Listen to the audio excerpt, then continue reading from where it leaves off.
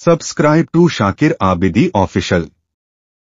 اعوذ باللہ من الشیطان الرجیم بسم اللہ الرحمن الرحیم امن خلق السماوات والارض وانزل لکم من السماء ماء صدق اللہ العظیم۔ یہاں سے 20واں پارہ شروع ہو رہا ہے اور اللہ تبارک و تعالیٰ نے اس کے شروع ہی میں اپنی قدرت کی نشانی اور مشرکین مکہ کی تردید فرمائی ہے۔ مشرکین مکہ کا یہ خیال تھا کہ اللہ تبارک و تعالیٰ تمام کائنات کو پیدا کرتا ہے، مگر اس کے چلانے کا جو انتظام ہے اس نے ان بتوں کے ہاتھوں میں دے رکھا ہے۔ مطلب ایسی واہیات بات ان کے ذہن میں تھی جس کا تصور بھی ایک عقل مند آدمی نہیں کر سکتا۔ جیسے آج کے زمانے میں کچھ لوگ ہیں وہ کہتے ہیں کہ وہ پیدا کرنے والا تو وہی ایک ہے، لیکن یہ جو فلاں ہے اور یہ جو فلاں ہے اور یہ جو فلاں ہے یہ جو فلاں ہے یہ ہمارے فلاں کام کرنے والے ہیں، فلاں کام کرنے والے ہیں۔ اللہ تبارک و تعالیٰ نے اس کی تردید فرمائی اور کہا کہ اللہ تبارک و تعالیٰ ہی کی ذات وہ ذات ہے جس نے آسمانوں اور زمینوں کو پیدا کیا۔ اللہ تبارک و تعالیٰ کی ذات ہی وہ ذات ہے جس نے آسمان سے پانی نازل کیا۔ اللہ تبارک و تعالیٰ ہی کی ذات وہ ذات ہے جو زمین سے اس پانی کے ذریعے گھاس نکالتا ہے، پودے پیدا کرتا ہے، درخت نکالتا ہے، سبزیاں اگاتا ہے، غلے اگاتا ہے جس سے انسان کھاتا پیتا ہے، انسان کے مویشی کھاتے ہیں اور انسان اس سے فائدہ اٹھاتا ہے۔ تو یہ سارے کا سارا کام کرنے والا جو ہے وہ اللہ تبارک و تعالیٰ ہے۔ اللہ تبارک و تعالیٰ ہی کی وہ ذات ہے جو سورج کو ایک طرف سے نکالتا ہے اور ایک طرف لے جاتا ہے، جو زمین و آسمان کو، سورج چاند کو، تمام کائنات کو اس نے ایک متعینہ وقت تک کے لیے ایک محور پہ لگا رکھا ہے کہ وہ اپنے رفتار سے چلے جا رہے ہیں، بھاگے جا رہے ہیں، اپنے کام پر لگے ہوئے۔ تو یہ ساری کے ساری جو قدرت ہے یہ اللہ تبارک و تعالیٰ ہی کی ہے، اسی ذات کے جس نے تمام کائنات کو پیدا کیا ہے۔ یعنی اس کے اندر اللہ تبارک و تعالیٰ اس بات کی وضاحت کر رہے ہیں کہ صرف اس نے پیدا ہی نہیں کیا بلکہ ان ساری چیزوں کا نظام بھی اسی کے ہاتھ میں ہے، لہٰذا عبادت بھی اسی کی ہونی چاہیے۔ تم جو یہ سمجھتے ہو کہ یہ نظام اللہ کے علاوہ کسی اور کے ہاتھ میں ہے، یہ سوچنا تمہارا غلط ہے۔ آگے نبی اکرم صلی اللہ علیہ وسلم کو تسلی دی جا رہی ہے، اس لیے کہ جب یہ کفار مکہ نبی اکرم صلی اللہ علیہ وسلم کی بات نہیں مانتے تھے تو حضور اکرم صلی اللہ علیہ وسلم کو فطری طور پر، نیچرلی طور پر تکلیف ہوتی تھی کہ میں انہیں جنت کی طرف بلاتا ہوں اور اس کے بعد بھی یہ جہنم کی طرف جاتے ہیں، مجھے جھٹلاتے ہیں، میری بات نہیں مانتے۔ اللہ کے نبی صلی اللہ علیہ وسلم کو تسلی دی گئی اور کہا گیا کہ انک لا تسمع الموتى ولا تسمع الصم الدعاء اذا ولوا مدبرین، کہ آپ کسی مردار کو، کسی مرے ہوئے کو بات نہیں سنا سکتے۔ یعنی آپ اگر کسی مرے ہوئے کو نصیحت کرنا چاہیں تو اس کو نصیحت کوئی فائدہ نہیں دے گا، زندوں کو اگر نصیحت کی جائے تو وہ زندوں کو نصیحت فائدہ دیتی ہے۔ یا کوئی ایسا بہرا ہو جو سن ہی نہ سکتا ہو، اس کو اگر آپ کہنا چاہیں اور کہیں بھی تو سنے گا نہیں، تو اسے فائدہ نہیں ہوگا۔ اور ان بہروں میں بھی ایک بہرا وہ ہے جو سن تو نہیں سک رہا ہے لیکن سمجھنے کی کوشش کر رہا ہے، ہاتھ کے ایکسپیرینس سے، جسم کی حرکت سے، آنکھوں کی حرکت سے کان لگانے کی کوشش کر رہا ہے، سمجھنے کی کوشش کر رہا ہے، تو ایسے کو پھر بھی آپ سمجھا سکتے ہیں۔ لیکن ایک ایسا بہرا ہو جو تو پہلے ہی نہ سن سکتا ہو اور سننا بھی نہ چاہے، پیٹ پھیر کر بھاگ رہا ہو، تو ایسے بہرے کو کیا سنا سکتے ہیں؟ یعنی اللہ تبارک و تعالیٰ اللہ کے نبی صلی اللہ علیہ وسلم کو یہ تسلی دے رہا ہے کہ جو مکہ والے نہیں مانتے ہیں، یہ نہ ماننے والے اس مردے کی طرح ہیں جن کو نصیحت کر کے کوئی فائدہ نہیں ہے۔ آپ کا کام ہے، آپ نے کہہ دیا، مانے مانے نہ مانے، وہ مردے کی طرح ہے، لاش ہے وہ، یا پھر اس بہرے کی طرح ہے جو بہرا ہونے کے باوجود بھی سننا نہیں چاہتا۔ لہذا آپ کو دل چھوٹا کرنے کی ضرورت نہیں ہے، آپ نے اپنا کام بالکل صحیح طریقے سے کر دیا ہے۔ آگے اللہ تبارک و تعالیٰ نے اپنی ایک عجیب مخلوق کا تذکرہ کیا ہے۔ یہ پورے قرآن کریم میں ایک اللہ تبارک و تعالیٰ کی عجیب قدرت کی نشانی ہے جس کو اللہ تبارک و تعالیٰ نے قرآن کریم میں بیان کیا ہے۔ یہ آثار قیامت میں سے ایک بہت بڑی نشانی کا تذکرہ اللہ تبارک و تعالیٰ نے کیا ہے۔ جب قیامت قریب آ جائے گی اور بالکل قریب الوقوع ہوگی قیامت، کہ اب اس کو روکنے کے لیے اور یا اس کے آنے کے لیے بہت چند لمحے باقی ہوں گے، تو اللہ تبارک و تعالیٰ کی طرف سے ایک نشانی ظاہر ہوگی جس کا تذکرہ اللہ تبارک و تعالیٰ نے اس آیت میں کیا ہے۔ وَإِذَا وَقَعَ الْقَوْلُ عَلَيْهِمْ أَخْرَجْنَا لَهُمْ دَابَّةً مِّنَ الْأَرْضِ تُكَلِّمُهُمْ أَنَّ النَّاسَ كَانُوا بِآيَاتِنَا لَا يُوقِنُونَ، کہ جب قیامت کا وقت قریب ہو جائے گا تو اللہ تبارک و تعالیٰ زمین سے ایک جانور نکالے گا جس کو قرآن کریم نے دابۃ الارض کہا ہے۔ یعنی زمین سے پھٹ کر، دابۃ الارض زمین کا جانور، یعنی گویا کہ جس طرح سے ایک ماں کے پیٹ سے ایک انسان پیدا ہوتا ہے یا ایک جاندار پیدا ہوتا ہے اپنے ماں کے پیٹ سے، ایسے ہی اللہ تبارک و تعالیٰ کی طرف سے ایک جانور زمین سے پیدا ہوگا اور وہ لوگوں سے بات کرے گا۔ وہ عجیب طریقے کی مخلوق ہوگی جو انسانوں کو پہچانے گی بھی، انسانوں سے بات چیت بھی کرے گی۔ حدیث کے اندر اس کے بارے میں بڑی وضاحت آئی ہے کہ یہ مکہ کے اندر کوہ صفا، یعنی جس پہاڑ پر نبی اکرم صلی اللہ علیہ وسلم نے کھڑے ہو کر اپنی وحدانیت کا پہلی مرتبہ اعلان کیا تھا اور لوگوں کو کہا تھا کہ لوگوں میں اللہ کا نبی ہوں، اسی صفا پہاڑ سے وہ جانور پیدا ہوگا، وہ جانور نکلے گا، وہ پہاڑ پھٹ کر دو ٹکڑے ہوگا اور اس میں سے وہ جانور نکل کر باہر ہوگا، اور پھر وہ لوگوں سے بات چیت کرے گا، اور اہل ایمان اور نافرمان، یعنی اہل ایمان اور کافر، اللہ کو ماننے والے اور اللہ کو نہ ماننے والے، ان دونوں کے پیشانی پہ، دونوں کے چہرے پہ یہ نشان لگا دے گا، مصومتاً عند ربک، اللہ تبارک و تعالیٰ کی طرف سے یہ بالکل ممتاز کر دیے جائیں گے، نشان لگا دیا جائے گا اس کی پیشانی کے اوپر۔ اور جب وہ اہل ایمان کے پیشانی پر نشان لگائے گا تو وہاں اس کے پیشانی پہ ایک نور چمکنے لگے گا، اور جب کافر کے پیشانی پہ لکھے گا تو وہاں کافر لکھ دے گا وہ، جس سے اس کا چہرہ بالکل ایک دم کالا اور ایک دم ظلمت زدہ ہو جائے گا، ایک دم بھیانک ہو جائے گا، صاف نحوست اس چہرے پر برسنے لگے گی۔ تو حدیث کے اندر اس دابۃ الارض کا بھی تذکرہ آیا ہے، اور قرآن کریم نے تو کھل کر کہا ہے کہ جب قیامت قریب ہو جائے گی، اور مفسرین کرام نے اس آیت کے ضمن میں یہ بات لکھی ہے کہ جس دن سورج پورب سے نکل کے پچھم کی طرف آئے گا اور پھر پچھم سے ایسے ہی ریٹرن ہو جائے گا، یعنی آج سورج پچھم سے نکلتا ہے، پورب سے نکلتا ہے اور پچھم کی طرف آ کر غروب ہو جاتا ہے، یعنی مشرق سے نکلتا ہے اور مغرب کی طرف آ کر غروب ہو جاتا ہے، اور جب قیامت قریب آ جائے گی تو اس وقت میں اللہ تبارک و تعالیٰ کے حکم سے یہ سورج مشرق سے طلوع ہوگا اور مغرب کی طرف جا کر پھر غروب نہیں ہوگا، بلکہ یہاں سے پھر یوں پلٹ جائے گا واپس۔ تو مفسرین کرام نے لکھا ہے کہ یا تو جس دن سورج مغرب سے ہی واپس ہو جائے گا اسی دن یہ جانور نکلے گا، یا اس کے کل ہو کر، یا اس کے ایک آدھ دو دن کے اندر یہ جانور نکلے گا اور لوگوں سے باتیں کرنے لگے گا، پوری دنیا میں پھرنے لگے گا۔ تو یہ اللہ تبارک و تعالیٰ کی طرف سے قیامت کی نشانیوں میں سے ایک بڑی نشانی ہے۔ اللہ تعالیٰ فرماتا ہے وَإِذَا وَقَعَ الْقَوْلُ عَلَيْهِمْ أَخْرَجْنَا لَهُمْ دَابَّةً مِنَ الْأَرْضِ، کہ جب میری بات ان پر بالکل متیقن ہو جائے گی، ایسے وقت میں ہم زمین سے ایک جانور نکالیں گے جو ان سے بات کرے گا۔ آگے سورۃ القصص شروع ہو رہی ہے۔ اس کے اندر چونکہ انبیاء کرام کے، بہت سارے انبیاء کرام کے واقعات کو ذکر کیا گیا ہے، اور اس کے ساتھ ساتھ اللہ کے نبی صلی اللہ علیہ وسلم پر جو لوگ اعتراضات کرتے تھے ان اعتراضات کے جوابات وغیرہ بھی دیے گئے ہیں۔ تو اس بنیاد پر اس سورت کا نام سورہ قصص ہے، کیونکہ بہت سارے انبیاء کرام کا تذکرہ اس کے اندر آیا ہے، ان کے قصے کو ذکر کیا گیا ہے۔ سب سے پہلے حضرت موسیٰ علیہ السلام کا واقعہ، ان کے بچپن کا واقعہ ذکر کیا ہے۔ موسیٰ علیہ السلام کا کچھ واقعہ آپ 16 پارے میں سماعت کر چکے ہیں، اگر نہیں کیا تو آپ نے وہاں کر لیجئے، اور باقی آپ کے بچپن کا واقعہ رہ گیا تھا تو اللہ تبارک و تعالیٰ نے اس کا تذکرہ یہاں کیا ہے کہ نتلو علیک من نبأ موسیٰ وفرعون بالحق لقوم یؤمنون، کہ نبی صلی اللہ علیہ وسلم ہم حضرت موسیٰ علیہ السلام اور فرعون کا واقعہ آپ کے پاس درستگی کے ساتھ بیان کرتے ہیں، ان لوگوں کے لیے ہے یہ بات جو ایمان رکھتے ہوں، جو ماننے والے ہوں۔ نہ ماننے والے کے لیے ہزار دلیلیں کسی کام کی نہیں ہیں، ماننے والے کے لیے ایک دلیل کافی ہے، تسلیم کرنے کے لیے ایک ثبوت کافی ہے۔ تو اللہ تبارک و تعالیٰ نے کئی نبیوں کا تذکرہ کیا اور کہا کہ اس کے اندر نشانیاں ہیں، عبرتیں ہیں ان لوگوں کے لیے جو مان لینے والے ہیں، مان لینے کا ارادہ رکھتے ہیں۔ حضرت موسیٰ علیہ السلام کا تذکرہ کرتے ہوئے اللہ تبارک و تعالیٰ نے کئی آیتوں میں نیچے اس کا تذکرہ کیا ہے کہ حضرت موسیٰ علیہ السلام جب پیدا ہوئے تو فرعون کی طرف سے یہ آرڈر تھا کہ بنی اسرائیلیوں میں جتنے بھی بچے پیدا ہوتے ہیں ان سارے بچوں کو پکڑ کر قتل کر دیا جائے، اس لیے کہ فرعون کو اس کے نجومیوں نے یہ ایک خواب کی تعبیر کے طور پر بتایا تھا کہ دیکھو بنی اسرائیل میں ایک بچہ پیدا ہوگا جو آپ کی حکومت کو ختم کر دے گا، تہس نہس کر دے گا۔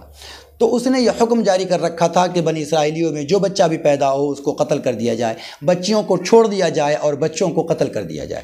حضرت موسیٰ علیہ السلام جب پیدا ہوئے تو ان کی ماں بہت گھبرا گئی کہ ہائے اللہ میرے جگر کے ٹکڑے کو ایسا نہ ہو کہ یہ لوگ پکڑ کے قتل کر دیں، لیکن اب کر بھی کیا سکتی تھی، لوگوں کے سامنے ظاہر نہیں ہو سکتی تھی، بچے کو گھر میں نہیں رکھ سکتی تھی۔ ایک مجبور ماں نے، اللہ تبارک و تعالیٰ نے ان کے دل کے اندر بات ڈالی، اور ایک مجبور ماں نے بیٹے کو ایک لکڑی کے صندوق میں رکھا اور صندوق میں رکھ کر پانی کے اندر بہا دیا، یہ سوچ کر بہا دیا، کلیجے پر پتھر رکھ کر بہا دیا کہ اگر صندوق میں رکھ کر جائے گا تو کیا معلوم بچ بھی سکتا ہے، زندگی مل بھی سکتی ہے، لیکن اگر گھر میں رہا تو لازمی طور پر قتل کر دیا جائے گا، مار دیا جائے گا۔ تو جس میں ایک امید کی ایک کرن تھی، ماں نے وہ راستہ اختیار کیا اور بیٹے کو پانی میں ڈال دیا۔ یہ بہتے ہوئے جا رہے ہیں، ادھر ان کی ماں گھر میں آ کے رو رہی ہے، ماتم کر رہی ہے کہ میرے جگر کا ٹکڑا، ہائے اللہ اس کی کیا بنی، اے اللہ اس کی حفاظت کرنا۔ یہ ماں اللہ کے سامنے گر گراتی ہے، روتی ہے۔ ادھر یہ صندوق بہتا ہوا فرعون کے محل کے قریب پہنچ جاتا ہے، اور جب محل کے قریب پہنچتا ہے تو فرعونی دیکھ لیتے ہیں، اس کو نکالتے ہیں، اور نکالنے کے بعد فرعون کی جو بیوی تھی آسیہ، تو حضرت آسیہ نے کہا کہ ہم اس کو بیٹا بنا کر رکھ لیں گے۔ فرعون نے کہا کہ نہیں، یہ ممکن ہے کہ یہ وہی بیٹا ہو، یہ وہی لڑکا ہو جو میری سلطنت تباہ کرنے والا ہو۔ تو آسیہ نے کہا کہ نہیں، یہ وہ بچہ نہیں ہے، وہ بچہ ہوتا تو بنی اسرائیل کا ہوتا، یہ کہیں اور سے بہ کر آیا، اسے ہم اپنا بیٹا بنا لیں گے، ہمیں کوئی اولاد نہیں ہے، یہ ہمیں نفع دے گا، ہم اسے بیٹا بنا لیں گے۔ فرعون نہیں ماننے لگا۔ پوری دنیا میں جو بندہ کسی کے سامنے نہیں ہارتا، کتنا بھی عقل مند بندہ ہو، جو کسی کے سامنے نہیں ہارتا، وہ اگر ہارے گا تو کہاں؟ بیوی کے پاس ہارے گا۔ وہ اگر ہارے گا تو صرف اور صرف اپنے ہوم منسٹر کے پاس ہارے گا، جو کسی کی نہ سنتا ہو۔ وہ اگر سنے گا تو اپنی بیوی کی سنے گا۔ میں یہ نہیں کہتا ہوں کہ ہر مرد ڈرتا ہی ہے، بیوی مجبور کر دیتی ہے۔ اتنی مرتبہ ایک بات کہے گی، ایسے انداز سے کہے گی کہ مرد چاہے نہ چاہے مجبور ہو جاتا ہے۔ اور آج کے زمانے میں تو مرد زیادہ تر بیویوں سے ڈرتے ہی نظر آتے، وہ تو پہلے ہی مانے ہوئے رہتے۔ ایک مرتبہ ایک بادشاہ نے اعلان کیا کہ جو لوگ بیویوں سے ڈرتے ہیں وہ، اور وہ لوگ جو بیویوں سے نہیں ڈرتے ہیں وہ سارے لوگ ہمارے پاس آئیں۔ اور 2 لائن بنائی گئی، کہا کہ اس لائن میں وہ لوگ کھڑے ہو جائیں جو بیویوں سے ڈرتے ہیں، اور اس لائن میں وہ لوگ کھڑے ہو جائیں جو بیویوں سے نہیں ڈرتے ہیں، اور دونوں لوگوں کو انعام دیا جائے گا۔ اور جو بیویوں سے نہیں ڈرتے ہیں ان کو بڑا انعام دیا جائے گا، اور جو بیویوں سے ڈرتے ہیں ان کو چھوٹا انعام دیا جائے گا۔ لیکن یاد رہے کہ کوئی جھوٹا کھڑا نہ ہو، اس کا امتحان بھی لیا جا سکتا ہے۔ تو جتنے بھی سارے لوگ تھے وہ سارے کے سارے لوگ اس لائن میں کھڑے ہوئے تھے جو بیویوں سے ڈرتے ہیں۔ ایک بندہ آ کر وہ اس لائن میں کھڑا ہو گیا جو بیویوں سے نہیں ڈرتا۔ اب سارے لوگ، ایک لمبی لائن وہ ہے جو بیویوں سے ڈرنے والوں کی ہے، اور اکلوتا ایک مرد کھڑا ہوا ہے اس لائن میں جو بیویوں سے نہ ڈرنے والوں کی لائن ہے۔ بادشاہ نے اسے بلا کر پوچھا کہ واہ بھائی، تم تو بہت بہادر ہو اور پورے شہر میں اکلوتے ہو کہ تم بیوی سے ڈرتے ہی نہیں ہو۔ اس نے کہا بادشاہ سلامت، میں تو سب سے زیادہ بیوی سے ڈرتا ہوں، اس پوری لائن میں شاید ہی کوئی بندہ ہوگا جو مجھ سے زیادہ بیوی سے ڈرتا ہو، لیکن میں اس لائن میں اس لیے کھڑا ہوں کہ میری بیوی نے ڈانٹ کر کہا ہے، ڈرا کر کہا ہے کہ خبردار اگر دوسری لائن میں کھڑے ہوئے تو تمہیں اس لائن میں کھڑا ہونا ہے جو لائن بیویوں سے نہ ڈرنے والوں کی ہے۔ تو میں اس کی وجہ سے اس لائن میں کھڑا ہوں، تو میں تو ڈر کی وجہ سے کھڑا ہوں، اپنی وجہ سے تھوڑی کھڑا ہوں۔ تو انسان جو کہیں بھی نہیں جھکتا ہے وہ کہاں جھکے گا؟ بیوی کے پاس جھکے گا۔ فرعون جو بہت سخت سمجھتا تھا اپنے آپ کو، جو تمام بنی اسرائیل کے بچوں کو قتل کر دیتا تھا، بیوی کے سامنے جھکنا پڑا اس سے، اور حضرت موسیٰ علیہ السلام کو اس نے گھر میں بلا لیا، گھر میں رکھ لیا۔ حضرت آسیہ نے اس کو گود لے لیا، منہ بولا بیٹا بنا لیا۔ اب جب گود لے لیا، اب اس کے دودھ پلانے کی باری آئی۔ اب پورے محل میں جتنے بھی دائیاں تھیں، جتنے بھی عورتیں تھیں، سب اپنا دودھ پیش کر رہی ہے۔ بچہ ہے کہ پینے کا نام ہی نہیں لے رہا ہے، بچہ رو رہا ہے، اس لیے کہ اللہ تبارک و تعالیٰ نے حضرت موسیٰ علیہ السلام کے ماں سے یہ وعدہ کیا تھا کہ یہ بچہ میں تمہیں واپس لوٹا دوں گا، یہ بچہ میں تمہیں واپس لوٹا دوں گا۔ لہٰذا ادھر حضرت موسیٰ علیہ السلام کی ماں ان کی بہن سے کہتی ہے بیٹی جاؤ دیکھو، شہر میں ندی کے کنارے کنارے جاؤ، دیکھو بچے کی کیا حالت ہوئی، مر گیا، ڈوب گیا، وہ زندگی ملی، کیا ہوا اس کا، اللہ معلوم کیا ہوا، جاؤ معلوم تو کرو، کچھ خبر تو ملے۔ ان کی بہن تلاش کرتی ہوئی نکلی، کھوج کرتی ہوئی نکلی، جا کر دیکھا تو محل میں ہنگامہ ہے، خوب شور شرابہ ہے۔ اندر گئی، پوچھا کیا ہوا، معلوم ہوا لوگوں سے، عورتوں سے کہ بھائی ایک بچہ ملا ہے، مگر یہ بچہ بہت خوبصورت ہے، مگر یہ دودھ نہیں پی رہا ہے، بچہ بہت رو رہا ہے۔ ساری دائیاں کوشش کر رہی ہے کہ ہم دودھ دے دیں، اس لیے کہ ملکہ نے اس کو بیٹا بنا کر لیا ہے، تو جس کا دودھ قبول کر لے گا اس کے تو وارے نیارے ہو جائیں گے۔ یہ قریب گئی، جا کر دیکھا اور پہچان گئی کہ یہ تو میرا بھائی ہے، تو پھر حضرت آسیہ سے کہنے لگی کہ دیکھیے میں شہر کے اندر ایک داعیہ کو جانتی ہوں، ہوشیاری سے کام لیا اس نے کہ شہر کے اندر ایک داعیہ کو جانتی ہوں جو بڑی پاکیزہ ہے، صاف ستھری رہتی ہے، نفیس ہے، ہو سکتا ہے کہ شاید اس کا دودھ یہ بچہ قبول کر لے، اس لیے کہ بچہ بھی بڑا خوبصورت لگ رہا ہے، تو اس کو داعیہ بھی بہت صاف ستھری چاہیے، بہت ہی پاکیزہ داعیہ چاہیے، تو ممکن ہے کہ اس کا دودھ قبول کر لے، اگر آپ کہیں تو میں اس کو بلا کے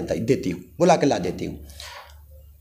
ملکہ کا حکم ہوا، ٹھیک ہے بلا کے لاؤ۔ جا کر حضرت موسیٰ علیہ السلام کے والدہ کو بلا کر لایا گیا کہ چلو بھائی مل گیا ہے۔ وہ آئی، آنے کے بعد جیسے انہوں نے اپنا سینہ پیش کیا، حضرت موسیٰ علیہ السلام نے دودھ پینا شروع کر دیا، رونا بند کر دیا۔ ملکہ نے کہا کہ آپ ہی دودھ پلائیں، کہا کہ دیکھیے میں دودھ تو پلا دے سکتی ہوں لیکن میں گھر چھوڑ کر یہاں نہیں رہ سکتی، مجھے مجبوری ہے، مجھے گھر میں ہی رہنی پڑے گی۔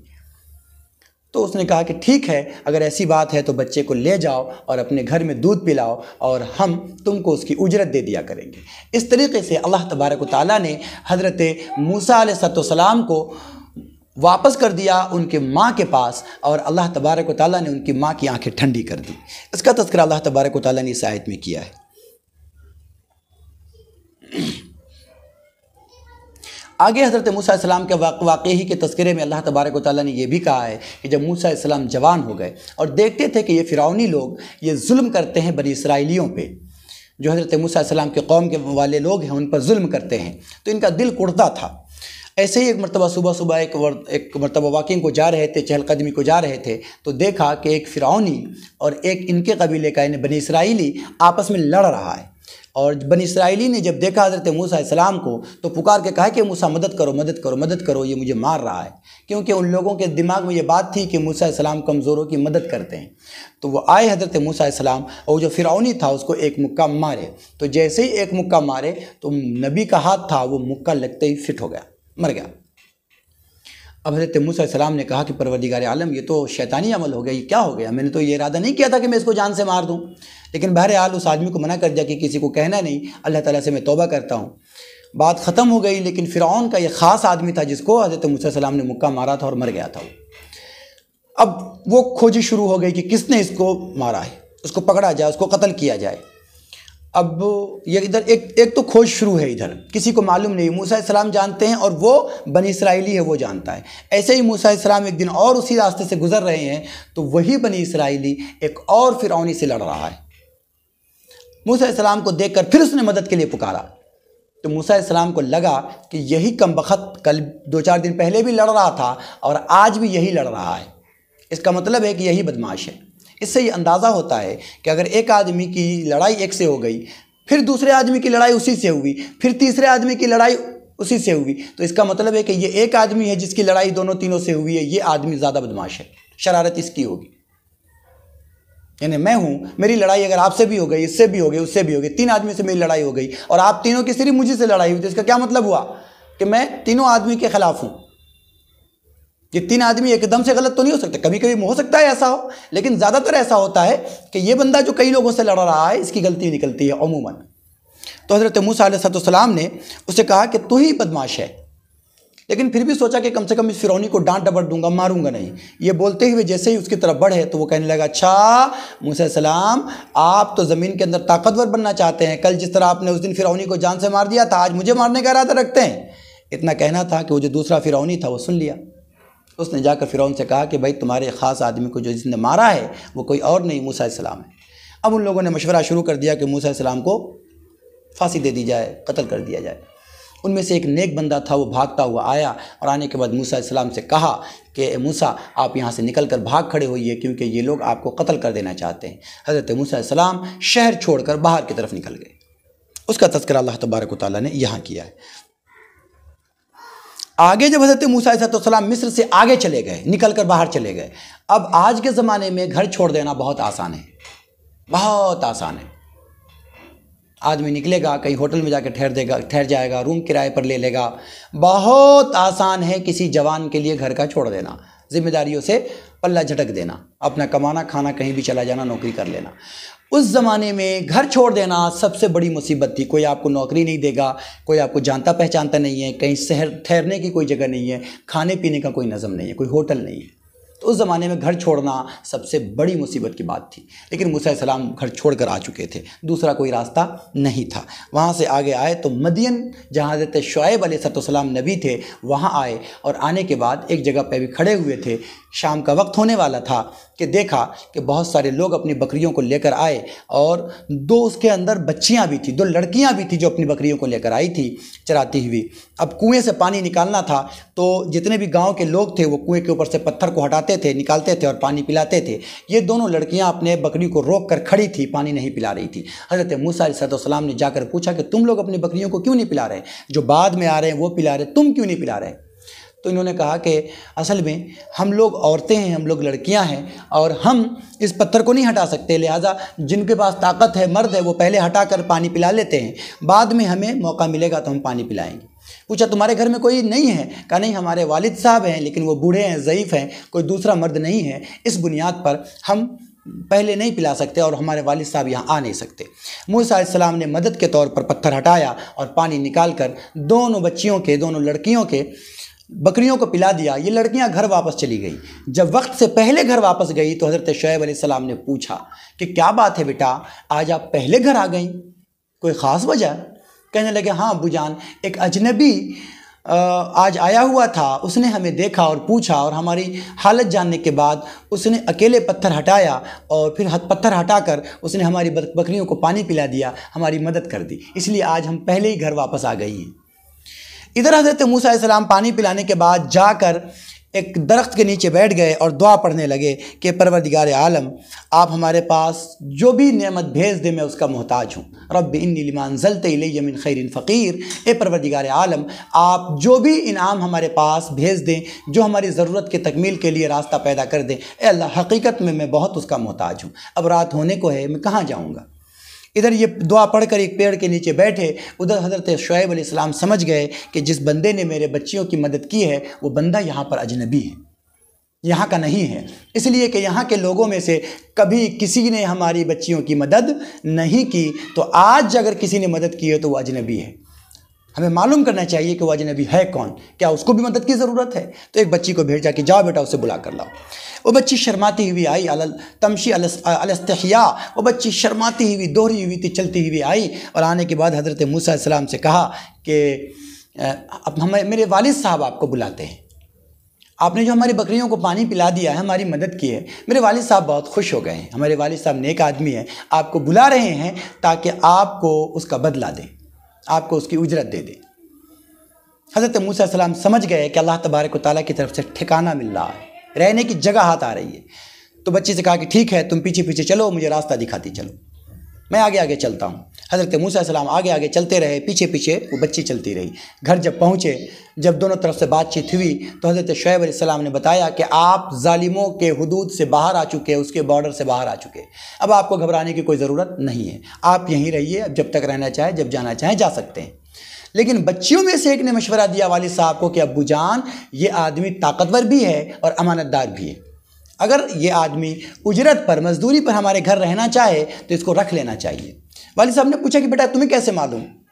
انہوں نے کہا کہ ابو جان طاقتور تو اس طریقے سے ہے کہ پتھر جو رکھا ہوا تھا جس کو 2-4 لوگ مل کے اٹھاتے تھے، انہوں نے اکیلے اٹھا دیا اس کو، تو طاقتور آدمی ہے، اور مزدوری کرنے کے لیے، محنت کرنے کے لیے طاقتور آدمی چاہیے۔ اور امانت دار اس طریقے پر ہے کہ جب میں اس کو بلانے کے لیے گئی تھی تو یہ میرے پیچھے پیچھے چلتا ہوا، مجھے گھورتا ہوا نہیں آیا، بلکہ اس نے مجھے کہا کہ میں آگے آگے چلتا ہوں، تم پیچھے سے راستہ بتاؤ۔ اس سے پتہ چلا کہ یہ بندہ امانت دار بھی ہے، کسی کی عزت پر، کسی کی آبرو پہ نظر ڈالنے والا نہیں ہے۔ تو یہ بات حضرت شعیب علیہ السلام کو بہت اچھی لگی۔ شعیب علیہ السلام نے سوچا کہ گھر کے اندر میں کسی اجنبی کو رکھوں، ہماری بچیاں بڑی ہیں، اس سے زیادہ بہتر ہے کہ یہ چونکہ امانت دار بھی آدمی ہے، نیک بھی ہے،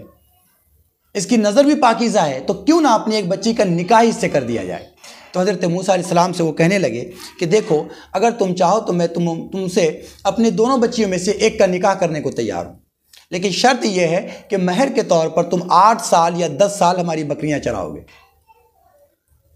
کتنے دن؟ 8 سال یا 10 سال بکریاں چراؤ گے۔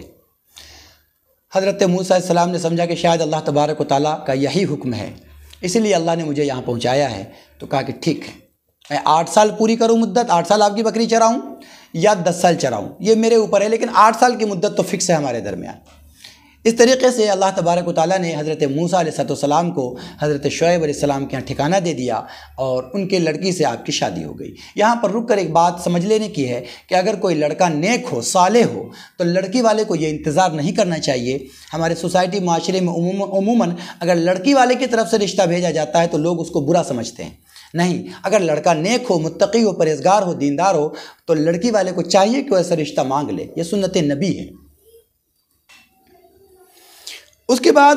تھوڑے دنوں کے بعد پھر حضرت موسیٰ علیہ السلام اپنی بیوی کو لے کر وہاں سے واپس ہوئے، اور راستے میں ان کی بیوی کو درد ذیل بھی ہو رہا تھا اور ٹھنڈی رات بھی تھی، راستہ معلوم نہیں ہو رہا تھا، اور پھر انہوں نے طور پر جو اللہ تبارک و تعالیٰ کی تجلی دیکھی، اس کا واقعہ آپ 16 پارے کے اندر سماعت کر سکتے ہیں۔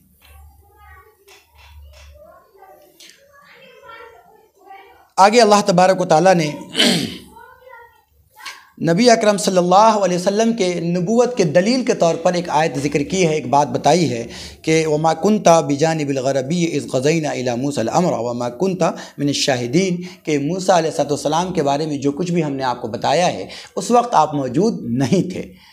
آپ وہاں موجود نہیں تھے، لیکن اس کے باوجود بھی ہم نے آپ پر وحی کی ہے۔ یہ ان باتوں کا وہاں موجود نہ رہتے ہوئے بھی لوگوں کے سامنے بیان کرنا، یہ اس بات کی دلیل ہے کہ آپ پر اللہ کی وحی آتی ہے، اللہ تبارک و تعالیٰ کی طرف سے فرشتہ لے کر نازل ہوتا ہے۔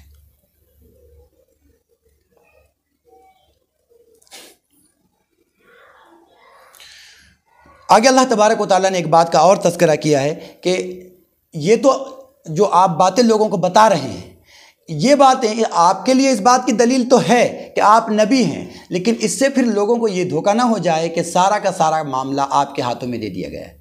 کہ آپ جیسے چاہے ویسے کر سکتے ہیں، ہر چیز کا آپ کو مالک بنا دیا گیا ہے، آپ مختار کل ہیں۔ اس طرح کا خیال لوگوں میں پیدا نہ ہو جائے تو اگلی ہی آیت میں اللہ تبارک و تعالیٰ نے کہا کہ اِنَّكَ لَا تَهْدِي مَنْ أَحْبَبْتَ وَلَكِنَّ اللَّهَ يَهْدِي مَن يَشَاءُ کہ آپ جسے چاہیں، جو چاہیں، جیسے چاہیں کرنا ویسا نہیں کر سکتے۔ ہاں یہ ہے کہ اللہ تبارک و تعالیٰ کی یہ شان ہے کہ وہ جسے چاہے، جب چاہے، جیسا چاہے، جس انداز سے چاہے کر سکتا ہے۔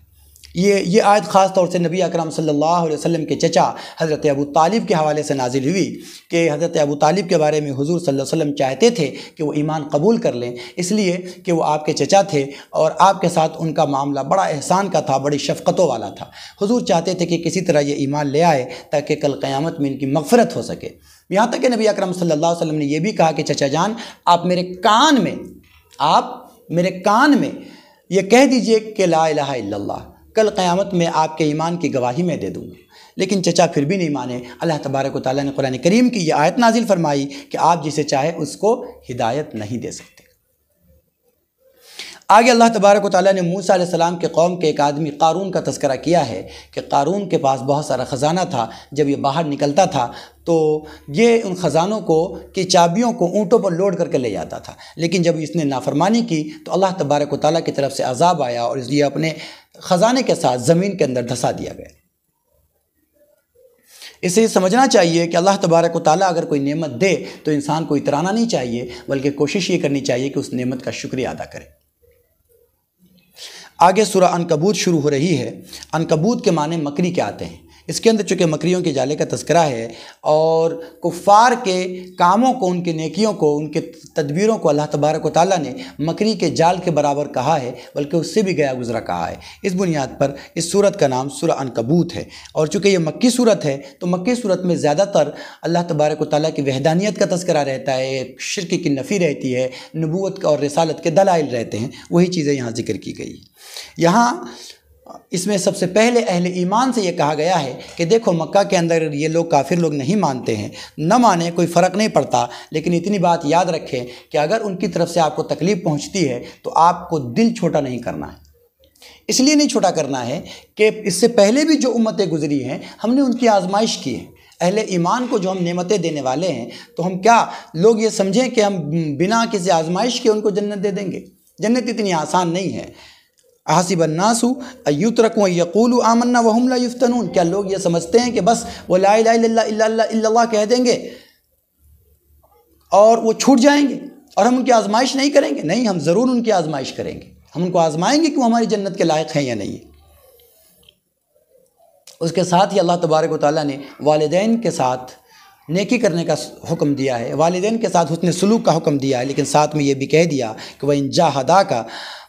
لِتُشْرِكَ بِمَا لَيْسَ لَكَ بِهِ عِلْمٌ فَلَا تُطِعْهُمَا، کہ اگر وہ دونوں کوشش کرے، وہ دونوں تم پر دباؤ بنائے کہ ایسا کام کرو، ایسی بات کہو جو اللہ ناپسند کرتا ہو، جو اللہ کی نافرمانی ہو، تو فَلَا تُطِعْهُمَا، تو ان دونوں کی بات نہ مانی جائے ایسی بات میں، ان کی بات انہی باتوں میں مانی جائے گی جن باتوں میں اللہ کی نافرمانی نہ ہوتی ہو۔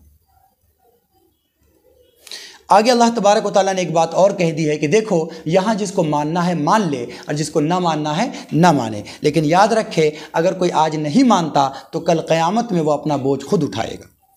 کفار مکہ اپنے دوستوں سے کہتے تھے کہ دیکھو تم کیوں ایمان لاتے ہو، تم کو اگر ڈر لگتا ہے تو تم ایمان نہ لاؤ، اور ہمارا تم سے وعدہ رہا، ایگریمنٹ رہا کہ کل قیامت میں اگر تمہارے اوپر عذاب ہوا یا تمہارا اعمال پکڑا گیا تمہارے اعمال کی بنیاد پر تمہیں، تو تمہارے اعمال کا بوجھ ہم اٹھا لیں گے، تم گھبراؤ مت۔ اللہ تبارک و تعالیٰ نے وضاحت کے ساتھ کہا ہے کہ کل قیامت میں کوئی بندہ کسی کا بوجھ نہیں اٹھائے گا، وَمَا هُمْ بِحَامِلِينَ مِنْ خَطِيَّاتِهِمْ مِنْ شَيْءٍ، کہ ان میں سے کوئی آدمی کسی کا بوجھ ذرہ برابر بھی نہیں اٹھائے گا، ہر آدمی اپنا بوجھ اٹھائے گا اور اپنے کیے گا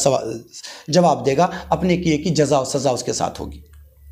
آگے حضرت نوح علیہ السلام کا واقعہ ذکر کیا ہے کہ حضرت نوح علیہ السلام نے لوگوں کو تبلیغ کی، نہیں مانے، اللہ کا عذاب آ گیا۔ موسیٰ علیہ السلام نے لوگوں کو تبلیغ کی، نہیں مانے، اللہ کا عذاب آ گیا۔ ایسے ہی کئی امتوں کی مثالیں اللہ تبارک و تعالیٰ نے دی ہے کہ جن لوگوں نے نہیں مانا اللہ تعالیٰ کا عذاب آ گیا۔ لہٰذا آج جو لوگ نہیں مان رہے ہیں انہیں بھی ڈرنا چاہیے کہ اگر وہ نہیں مانے تو اللہ کی پکڑ آ جائے گی۔ اور آگے اللہ تبارک و تعالیٰ نے مکری کے جالے کی مثال دی ہے، مثل الذین اتخذوا من دون اللہ اولیاء کمثل العنکبوت اتخذت بیتا وان اوہن البیوت لبیت العنکبوت، کہ جو لوگ اللہ تبارک و تعالیٰ کو چھوڑ کر کسی دوسرے کو خدا بنا لیتے ہیں، کسی دوسرے کو اپنا حاجت روا سمجھتے ہیں، مشکل کشا سمجھتے ہیں، ان کی مثال ایسی ہے جیسے کہ مکری کا جالا۔ جیسے مکری کا جالا مکری کو کسی طوفان سے نہیں بچا سکتا، جس طرح مکری کا جالا کسی مکری کو کسی وزن سے نہیں بچا سکتا، کسی چیز کے گر کر دبنے سے نہیں بچا سکتا، مکری کا جالا مکری کو کسی ٹھوس چیز کے حملے سے نہیں بچا سکتی، ایسے ہی اللہ تبارک و تعالیٰ کے عذاب سے یہ جن لوگوں کو خدا بناتے ہیں یہ خدا ان کو نہیں بچا سکتے، جن کی یہ عبادت اللہ کے علاوہ کرتے ہیں، جن کو پکارتے ہیں، جن کے سامنے پیشانی جھکاتے ہیں، یہ سارے لوگ مل کر بھی اللہ تبارک و تعالیٰ کے عذاب سے ان کو نہیں بچا سکتے۔ اس لیے انسان اگر اللہ کے عذاب سے بچنا چاہتا ہے اور اللہ کے قریب ہونا چاہتا ہے تو اس کا ایک ہی راستہ ہے، اور وہ راستہ یہ ہے کہ اللہ اس کے رسول کی مان کر اس کی مرضی کے مطابق زندگی گزارے، تو دنیا میں بھی کامیاب ہوگا اور آخرت میں بھی۔ Subscribe to Shakir Abidi Official.